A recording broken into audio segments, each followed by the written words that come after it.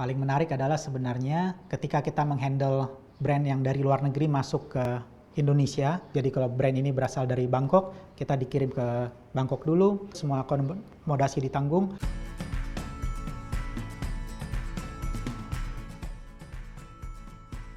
Ya, jadi saya memulai bisnis ini karena saya background-nya adalah marketing di bank. Jadi marketing person selama 7 tahun. Nah, namun passion saya sebenarnya adalah kuliner. Saya seringkali mencicip masakan-masakan di restoran-restoran dan mungkin zaman sebelum ada Instagram masih Twitter, setiap kali makan di foto dulu ya, tapi juga pasti berdoa dulu ya. Kita posting-posting, nah dari situ tanpa sadar setelah kita di-invite ke salah satu restoran untuk mereview restoran tersebut, yang waktu itu menjadi klien pertama kita yaitu Marco Padang, nah ditawari oleh mereka, tolong dong bantuin sekaligus handle sosial media kita atau Instagram kita.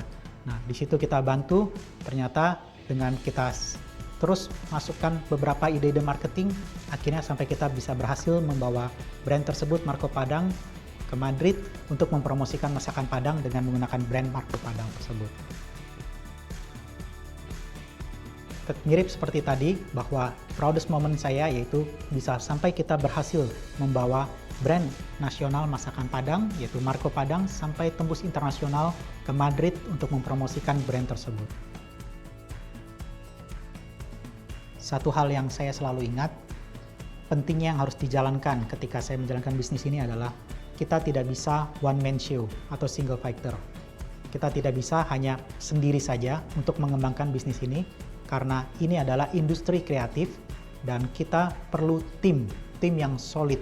Dan saya sangat bersyukur memiliki tim yang solid yang bisa membantu mewujudkan atau mengeksekusi ide-ide kreatif yang kita sudah bahas bersama sehingga memberikan impact yang positif dan powerful untuk klien-klien kita. Paling menarik adalah sebenarnya ketika kita menghandle brand yang dari luar negeri masuk ke Indonesia, kita biasanya selalu dikirim oleh mereka ke pusatnya terlebih dahulu. Jadi kalau brand ini berasal dari Bangkok, kita dikirim ke Bangkok dulu. Dari Singapura kita diberangkatkan ke Singapura, semua akomodasi ditanggung untuk mempelajari brand mereka dari tempat asalnya. Selama manusia perlu makanan, maka bisnis yang kita jalankan ini tidak akan pernah mati. Bisnis F&B akan selalu hidup dan terus berkembang walaupun memang harus berevolusi. Nah, kita termotivasi karena itu terus akan bisa kita kembangkan. Kita semua selalu ingat quote dari Steve Jobs, stay hungry, stay foolish. Jadi jangan pernah berpuas kepada apa yang kita sudah tahu sekarang.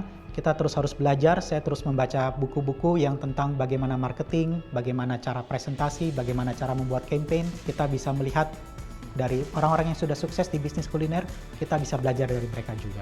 Itu tadi jawaban-jawaban atas semua pertanyaan yang diajukan. Dan kalau mau tahu lebih detail lagi, mau tahu bagaimana kita mengeksekusi beberapa program-program campaign ataupun tentang marketing dari bisnis F&B, sampai ketemu di course saya.